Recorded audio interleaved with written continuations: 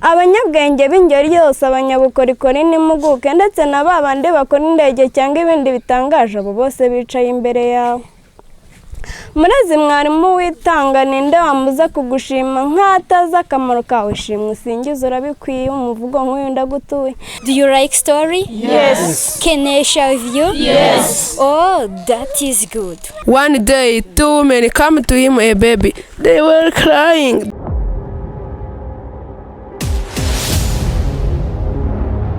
Reka nanone twongere tubaha ikaze bakunzi b'Umwana TV aho muri hirya no hino mu bice bitandukanye by'u Rwanda.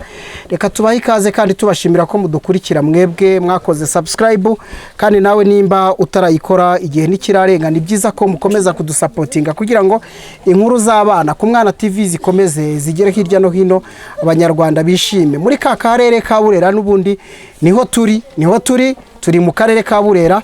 Yewe akarere ka Burera burya kabitse inganzo nyinshi cyane. Nanone turi kumwe n'umwana, ari kumwe na sekuru. Impamvu uvuga ngo ni sekuru, niwe mubyeyi nyine bari kumwe muri iyi nganzo.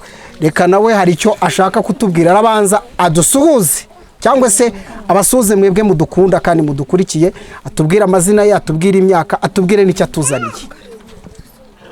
Mwiriwe, ni umwari userutse basanganiza ibihangano bye. Ndayishimiye Pauline, nkaba mfite imyaka 12, nkaba niga mu mwaka wa 6 w'amashuri abanza. Nkaba ngiye kubabwira umuvugo witwa ngushimire nte Murezi. Murezi nkunda kandi ishima nkesha byinshi mu byishimo, ntago nabona uko nkurata ngo mvuge byose uko mbyifuza, kuyi mundu zagahebuza. Naje naguze nishuke nkugana ntazurura n'icyatsi, nkarusha isandu urusaku rwinshi, ntazi ubwenge n'ubwitonzi, ibyo nibyo biranga warazwe neza. Umwana kibyaye nkubagana cyane undora igitsure ngo ntirara, bikavaho bintera uburangari, ngakura ndi umuswa n'ikigwari nkazataha nicyo kimwaro. Sinzibagirwa ineza yawe, gusoma no kwandika ubu ndabizi, imibare ihanitse irimo ubuhanga, indimi z'ahandi ndazididibuza, reka nkuririmbure mudasumbwa. Abanyabwenge b'ingeri yose, abanyabukorikori n'impuguke ndetse na babandi bakora indege cyangwa ibindi bitangaje, abo bose bicaye imbere yawe. Murezi mwarimu witanga, ninde wamuza kugushima nk'atazi akamaro kawe? Shimwe usingiza urabikwiye, umuvugo nk'uyu ndagutuye. Nsoze nisabira ababyeyi, mureke abana bagana ishuri, riba tuvamaho urubogoboga, ejo hatazagira uwavuye bayari umwari. Murakoze, sinsoje ndasubitse, ejo nzongera nsubikure. Murakoze, yari umwari Ndayishimiye Pauline. Amen, amen, amen, amen, amen, amen. Aro ni mwana ufite indi mpano, ngwino hano be. Nawe urayifite? Egera uwo musaza. Gumaha nawe ufite iyihe mpano gikobwa cya papa? Kuririmba. Oh mana Nyagashani. Nawe ugiye kuririmba gikobwa? Maze rero ririmba rwose, iririmbire gikobwa. Ririmba ma. Ngaho twagiye. Habaye umuntu twizeho, izina rye ni Yozefu. Kera yarafite bavandimwe, nyamara barahemutse, hanyuma bamucuruza mu bantu b'Ishemayeli. Mw'Egiputa yarafunzwe, ihereza arafungurwa, abona uko arotorera umwami wabo Farawo. Amen. Ye harundi ngwino nawe hagarara hano. Impano yawe ni iyihe wowe? Hello. My name is Nitegeka Claudine. I am here to tell you a story which talks about Moses is born.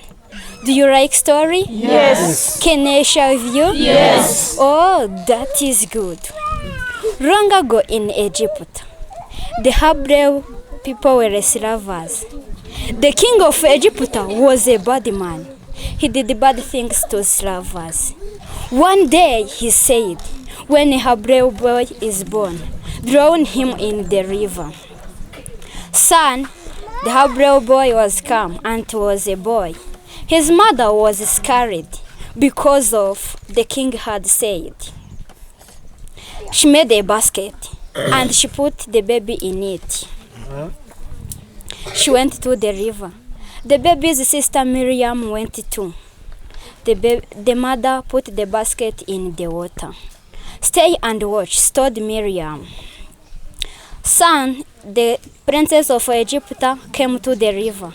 She sailed the basket in the water and sent a slave to get it.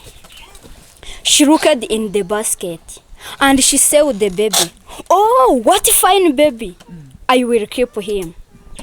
So Miriam ran to the princess and said, shall I go get a woman to look after the baby? Yes, that is a good idea. She went to the mother and got the mother to look the baby.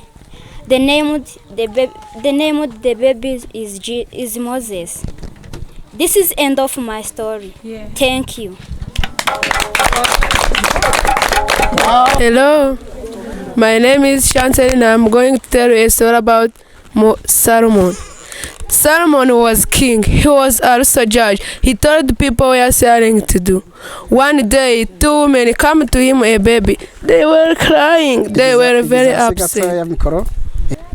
My first woman, that is my baby. Oh no, the other woman said, that is my baby. Solomon get a squad, cut a baby too.